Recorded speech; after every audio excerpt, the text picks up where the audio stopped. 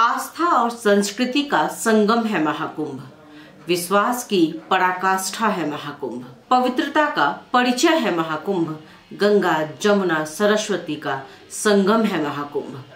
कहते हैं अभी 33 करोड़ देवी देवताओं का साक्षात दर्शन करना है तो आइए प्रयागराज, जहां अमृत की धारा बह रही है और जहां मंत्रोच्चारण से सभी शुद्ध हो रहे हैं। ऋषि मुनियों का दल, संतों का अखाड़ा, जहां संगम में डुबकी लगाने की बात हो, जहां संतों के, नागा बाबा के, तपस्वियों के, सन्यासियों के शुभ पांव पर रहे हैं। आइए आज बात करते हैं इसी तपोभूमि की महाकुंभ को लेकर। नमस्कार, मैं हूं कंचना झा। आप देख रहे हैं हिमालय टीवी यूट्यूब चैनल और आज मैं चर्चा कुछ अपने हिंदू धर्म, सनातन धर्म की करने वाली हूँ। कुंभ मेले और प्रयागराज की बात करने वाली हूँ। आज चर्चा इस विषय को लेकर करूँ। इन बातों के पीछे कारण है, समय भी है, दस्तूर भी है, क्योंकि अभी महाकुंभ प्रयागराज का माहौल है, चर्चा है। सच कहे तो आज हम सभी के मन में एक इच्छा जरूर हो रही है कि काश हम भी प्रयागराज जा पाते, कुंभ में स्नान कर पाते। सनातन धर्म को मानने वाला शायद ही कोई ऐसा होगा जिसकी ये इच्छा नहीं हुई होगी। हम सनातनी हैं, जहां कभी कहीं इस तरह के धार्मिक स्थल, धार्मिक मेले की चर्चा शुरू होती है कि मन में श्रद्धा और भक्ति ज्यादा जोर मारने लगती है कि काश हम भी इसमें शामिल हो पाते। आस्था का प्रतीक है ये महाकुंभ। प्रयागराज का नजारा या कहे कि दृश्य तो आप सभी देख ही रहे होंगे सामाजिक संजाल में। श्रद्धालुओं की भीड़ है प्रयागराज में। कितने लोग वायरल हो रहे हैं, कितने बातें साधु संतों को लेकर के की जा रही है। कुंभ के बारे में बात करें उससे पहले यह जानना बहुत जरूरी है कि कुंभ का शाब्दिक अर्थ क्या होता है। तो इसका शाब्दिक अर्थ होता है कलश। कुंभ का पर्याय पवित्र कलश से होता है। इस कलश का हिंदू सभ्यता, सनातन धर्म में विशेष महत्व है। अब इस बार की कुंभ मेला को पूर्ण महाकुंभ कहा जा रहा है। ज्योतिषों की माने उनके अनुसार 12-12 साल के 12 चरण पूर्ण होने पर महाकुंभ होता है, तब इसे पूर्ण महाकुंभ कहा जाता है। यह महाकुंभ इसलिए खास होता है क्योंकि इसमें ग्रहों की स्थिति, तिथि और हर एक गतिविधि अनुकूल होती है और यह एक दुर्लभ संयोग बनता है। प्रत्येक 12 साल के बाद प्रयागराज में महाकुंभ, हर एक 6वें साल पर अर्धकुंभ का आयोजन होता है।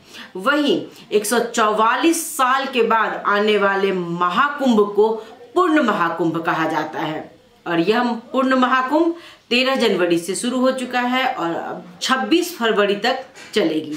इसके अलावा एक और बहुत ही सुंदर योग बन रहे हैं जो इस पूर्ण महाकुंभ को और अधिक विशेष बना रहा है। 144 वर्षों का योग अगर हम जोड़े तो 4 जोड़ 4 8 और 1 जोड़ 9। यह अंक 9 का संबंध कर्म और आध्यात्मिक उन्नति से होता है। यह किसी व्यक्ति के जीवन में नई शुरुआत और आत्म सुधार की ओर संकेत करता है। प्रयागराज महाकुंभ में इस बार संगम में पवित्र स्नान के लिए 6 प्रमुख तिथियां निर्धारित की गई हैं, जिनमें से 2 तो हो चुकी हैं, यानी कि पौष पूर्णिमा 13 जनवरी और मकर संक्रांति यानी कि 14 जनवरी। ये तिथियां हो चुकी हैं। आने वाली तिथियां हैं मौनी अमावस्या 29 जनवरी, बसंत पंचमी 3 फरवरी, माघी पूर्णिमा 12 फरवरी और महाशिवरात्रि 26 फरवरी।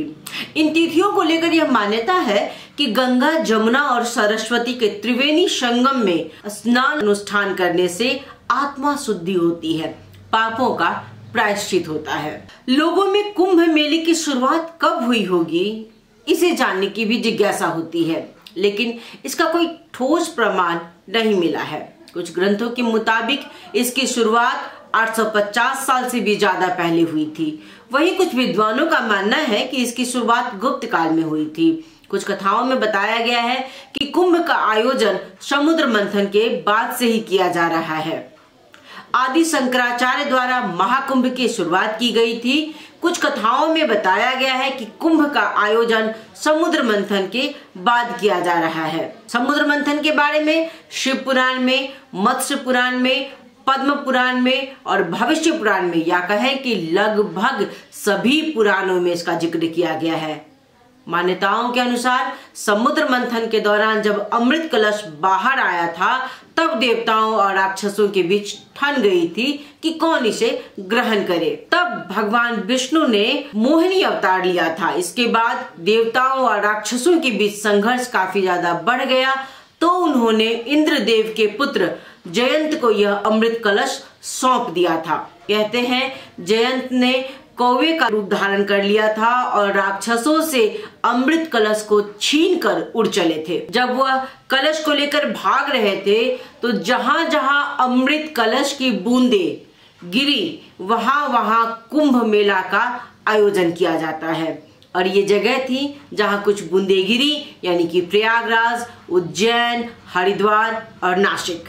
इसी के बाद शंकराचार्य और उनके शिष्यों द्वारा सन्यासी अखाड़ों के लिए संगम तट पर शाही स्नान की व्यवस्था भी की गई। महाकुंभ करोड़ों श्रद्धालुओं की आस्था का प्रतीक है। महाकुंभ सिर्फ एक मेला नहीं है, बल्कि यह आस्था है, विश्वास है, परंपरा और हिंदू संस्कृति, सनातन धर्म का संगम है। श्रद्धालुओं के लिए यह एक पवित्र एहसास है। प्रयागराज में लगने वाले महाकुंभ का महत्व इसलिए भी अधिक माना गया है क्योंकि यहाँ 3 पवित्र नदियां गंगा, जमुना, सरस्वती का संगम है, जिस वजह से यह स्थान अन्य जगहों की तुलना में अधिक महत्वपूर्ण माना गया है।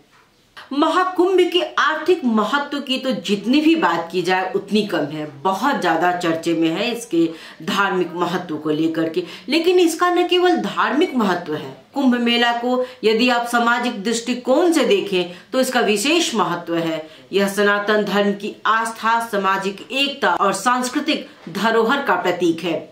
कुंभ मेले में किसी एक जात जाति के लोग नहीं आते हैं, वरन देश के विभिन्न भाग से विभिन्न जात जाति के लोग इसमें शामिल होते हैं। यहाँ कोई अलगाव नहीं है, यहाँ कोई जात जाति नहीं है, यहाँ कोई छोटा बड़ा नहीं है। यहाँ सभी माँ गंगा, जमुना और सरस्वती के पवित्र जल में डुबकी लगाते हैं, स्नान करते हैं। किसी तरह का कोई सवाल नहीं किया जा सकता है। यहाँ सब एक है। सच कहें तो ये है राष्ट्रीयता। इसे कहते हैं एकता के सूत्र में लोगों को बांधना।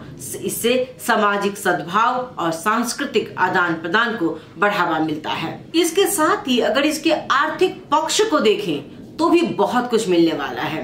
बताया जा रहा है कि इस बार के पूर्ण महाकुंभ में लगभग 45 करोड़ लोगों के आने की संभावना है। और हम केवल इतना सोचे कि यदि हर व्यक्ति 500 रुपए भी खर्च करता है इस महाकुंभ में, तो आंकड़ा कितना होगा। जहां तक सरकार की बात है तो उसने कभी इस ओर ध्यान दिया ही नहीं कि कुंभ के मेले से उसे कितना फायदा हो रहा है। जो भी लोग आएंगे उनके आवास में, भोजन में, घूमने फिरने में कुछ न कुछ खरीदारी जरूर करेंगे। यहाँ से आर्थिक जो लाभ होगा वो राज्य सरकार को होगा।